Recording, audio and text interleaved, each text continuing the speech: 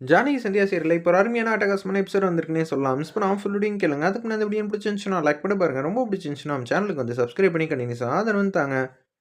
நம்ம ரகுராம வந்து எதிர்த்து நின்னு மாயா வந்து மாசா வந்து தடுத்துடுறாங்க. 2 பேர கூட்டிட்டு வந்து மகாலிங்கம் வந்து பார்க்குறாப்புல, "ஓ!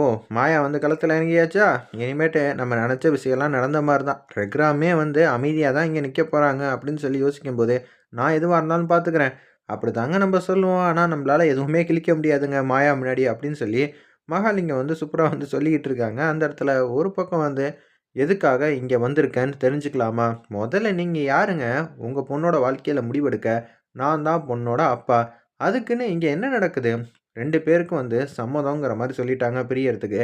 அதுக்காக தான் இங்க வந்திருக்கோம். ஓ! பிரியறோம்ன்னு சொல்லி 2 பேரும் சம்மதம் வந்து சொல்ட்டாங்க. அதனால நீங்க இந்த மாரி பிரிச்சு வைக்கணும்னு முடிவு பண்ணிட்டீங்களா? இது என்னங்க இப்படியெல்லாம் இந்த காலத்துலலாம் இருக்கீங்கன்னு சொல்லி, அந்த 2 அதிகாரியும் வந்து கேட்டோனே வந்து, என் பொண்ணோட விருப்பம்படி தான் இதெல்லாம் நடந்துகிட்டு இருக்கு அப்படின்னு சொன்னோனே, தனா விருப்பப்படியெல்லாம் இங்க எதுவுமே வந்து நடக்கவே இல்ல அப்படின்னு சொல்லிட்டு இருக்காங்க. நம்ம மாயா. உடனே வந்து புவனேஸ்வரி வந்து பேச ஆரம்பிக்கிறாங்க. இதுதான் எங்க ஊரோட வழக்கம்.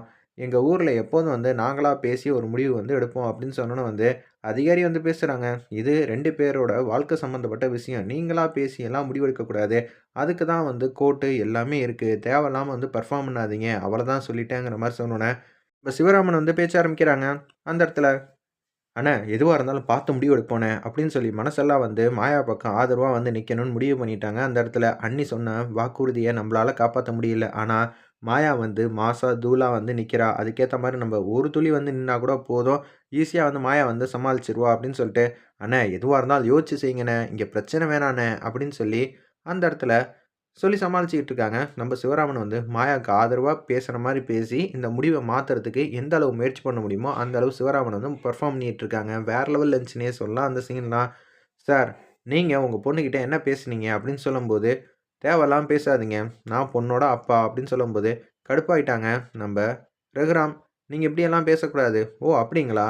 ஓ! மாயா வந்து பேசுறாங்க."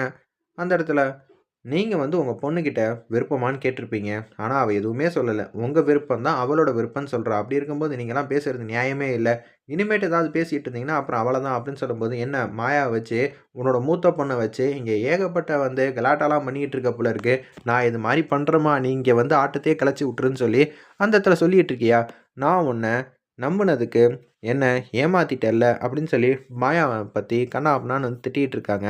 நம்ப ரகுராம். அந்த இடத்துல சார், இப்ப இறுதியா என்ன முடிவு எடுக்க போறீங்க? அப்படின்னு சொல்லும்போது, இங்க இருக்கிற எல்லாருக்கும் தான் பிரச்சனை இருக்கும். பார்த்துக்கங்க. இது எல்லாத்தையும் நீங்க தனிப்பட்ட முறையில வந்து சந்திச்சு தான் ஆவணும். நாங்க சொன்னத மீறி நீங்க இது மாரி பண்ணீங்கன்னா, நீங்க எல்லாத்தையும் வந்து பார்த்து தான் ஆவணுங்கிற மாரி அதிகாரிங்க வந்து மாசா வந்து பேசிட்டு இருக்காங்க.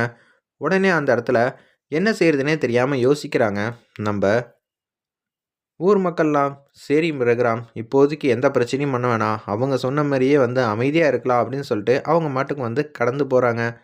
என்னடா அது சத்திய சோதனை ஆயிடுச்சேன்னு சொல்லி ரகுராம் வீட்டுக்கு வந்தோனே வந்து எல்லா பொருளையும் தூக்கி உடைச்சுக்கிட்டு இருக்காங்க. நம்ப ஜானகிய வந்து பார்க்க போனோம். அது மட்டும் இல்லாம உங்க வாழ்க்கைய வந்து காப்பாத்தியாச்சுன்னு கதிர்கிட்ட சந்தோஷமா வந்து பேசிக்கிட்டு இருக்காங்க. மாயா ஹேப்பியா வந்து பேசிட்டு இருக்காங்க. கதிர் சொல்றாங்க, "மாயா, நீ என் வாழ்க்கைய வந்து திருப்பி குடுத்துட்ட. இத என்னால மறக்கவே முடியாது. பரவால்லப்பா, இது என்னோட கடமை தான்." புவனேஸ்வரி பேசுறாங்க. அந்த இடத்துல நீ வேணா ரகுராம் மனச மாத்திருக்கலாம். நான் உன்ன சும்மா விடமாட்டேன். கதிரையும், தனாவையும் சேர்ந்து வாழ வைக்க என்னால முடியும். ஆனா, நிச்சயம் அவங்க 2 பேரையும் பிரிக்க என்னால முடிஞ்ச அளவுக்கு நான் வந்து முயற்சி பண்ணுவேன் அப்படின்னு சொல்லிட்டு இருக்காங்க. புவனேஸ்வரி, ஆனத பார்த்துக்கலாம். உன்னால எதையுமே என்ன மீறி கிழிக்க முடியாது. இன்னும் கொஞ்ச நாள்ல நீ யாரு, எப்பேர்ப்பட்டவங்கிற விஷயத்த எல்லாத்தையும் ரகுராம் கிட்ட நான் சொல்ல தான் போறேன். அப்ப நீ யாரு, என்ன ஏதுங்கிறது எங்க பெரியப்பாக்கு தெரிஞ்சதுக்கப்புறம் உன்னால இந்த ஊர்லயே இருக்க முடியாது. பார்த்துக்கலான்னு சொல்லி நேரடியா சவால் விடுறாங்க. நம்ம மாயா அந்த இடத்துல, "என்னப்பா ரகுராம், நீ இப்படியெல்லாம் செய்ய மாட்டியே! எதுக்காக எல்லா பொருளையும் தூக்கி போட்டு உடைச்சிட்டு இருக்கன்னு?" நம்ம பாட்டி வந்து கேட்குறாங்க. உடனே எனக்கு என்ன சொல்றதுன்னு தெரியல. நான் எடுத்த முடிவு தப்புன்னு எல்லார் முன்னாடி வந்து நிரூபிச்சு காட்டிட்டா மாயா. அவ இப்படி செய்வான்னு நெனச்சு கூட பார்க்கல. என்னது மாயாவா?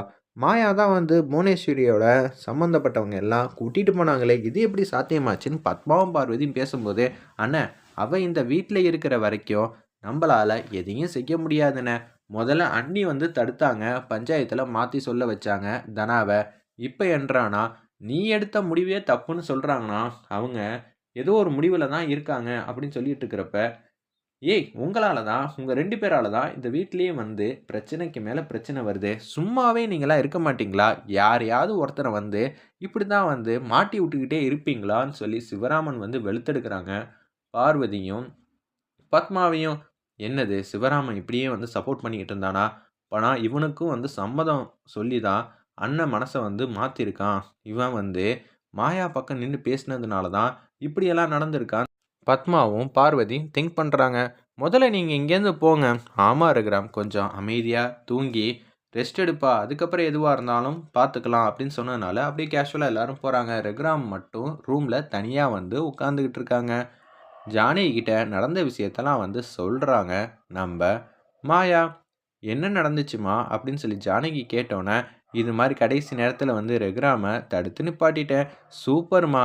ஆனா ரகுராம் வந்து இந்த விஷயத்த வந்து சும்மா விட மாட்டாங்க. வீட்டுக்கு போனதுக்கப்புறம் தலைகீழ ஆக்குவாங்கன்னு எனக்கு நல்லாவே தெரியும்." அப்படின்னு சொல்றப்ப, "அது இருக்கு. நான் பார்த்துக்கிறேன் பெரியம்மா.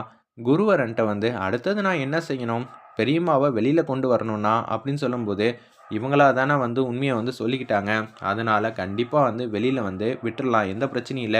அதுக்கான பேப்பர் மட்டும் நீங்க ரெடி பண்ணிட்டு கொண்டு வந்துருங்கங்கிற மாரி சொன்னோனே, "சரி சார், அந்த பேப்பர் எல்லாத்தையும் நான் ரெடி பண்ணிட்டு கொண்டு வந்துர்றேன்." அப்படின்னு சொல்லிட்டு மாயா மாட்டுக்கு போலான்னு இருக்கிறப்ப, "நீ எப்படி மாயா இது எல்லாத்தையும் வந்து வாங்குவ? ஏன்னா உன்கிட்ட காசு இல்லையே. போன வாட்டி நான் வெளியில இருந்தப்ப என்னோட செயின உன்கிட்ட குடுத்தேன். அத நம்ம 2 பேரும் சேர்ந்து அடமானம் வச்சு பணத்த வந்து எடுத்தோம் கதிர்க்காக. இப்ப எப்படி நீ ஒரு 3,00,000 ரெடி பண்ண முடியும்? நான் பார்த்துக்கிறேன் பெரியம்மா. உங்களுக்காக நான் ரெடி பண்ண மாட்டேனா?" அப்படின்னு சொல்லி யோசிச்சுட்டு இருக்கிறப்ப, வீட்டுக்கு வந்து போலான்னு இருக்காங்க நம்ப மாயா. அப்பன்னு பார்த்து என்ன செய்யணும்னே தெரியாம பத்மாவும், பார்வதியும் திங்க் பண்றாங்க. சிவராமன் வீட்ல இருந்தானா, மாயாவ கண்டிப்பா வந்து வீட்ட விட்டு தொரத்த முடியாது. நம்ம சிவராமன வந்து எப்படியாவது தந்திரமான முறையில வீட்ட விட்டு சொல்லணும்னு சொல்லி, ஒரு கேரியர்ல சாப்பாடெல்லாம் கட்டி குடுக்குறாங்க. "போய் ஜானகி கிட்ட போய் குடுத்துட்டு வாங்க. அண்ணி பட்னியோட இருப்பாங்கல்ல. போய் சாப்பாட குடுத்துட்டு வாங்கன்னு" சொன்னோனே, "இப்படியெல்லாம் நீங்க செய்ய மாட்டீங்களே! நீங்க இப்படி செய்றீங்கன்னா, இதுக்கு பின்னாடி வேற ஏதோ காரணம் இருக்கும். சரி, ஏதோ அண்ணிக்கு சாப்பாடு கொண்டு போய் குடுக்கணுங்கிற ஒரே காரணத்துக்காக நான் போய் குடுத்துட்டு வந்துர்றேன்."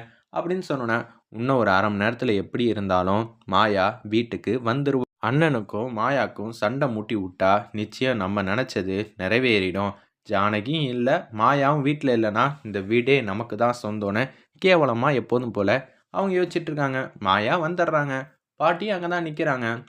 "மாமா, யார் வந்திருக்காங்கன்னு பாருங்க மாமான்னு" சொல்லி அந்த இடத்துல ரகுராம கூப்பிட்டுட்டு வந்து மாயா முன்னாடி வந்து நிக்க வைக்கிறாங்க. "போதும், நீ எதுவுமே சொல்லாத.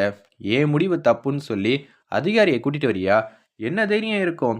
ஏன் மாமா மாயா கிட்டலாம் பேசுறீங்க? அதெல்லாம் ஒண்ணும் வேணாமே. உங்க முடிவ மட்டும் சொல்லுங்க.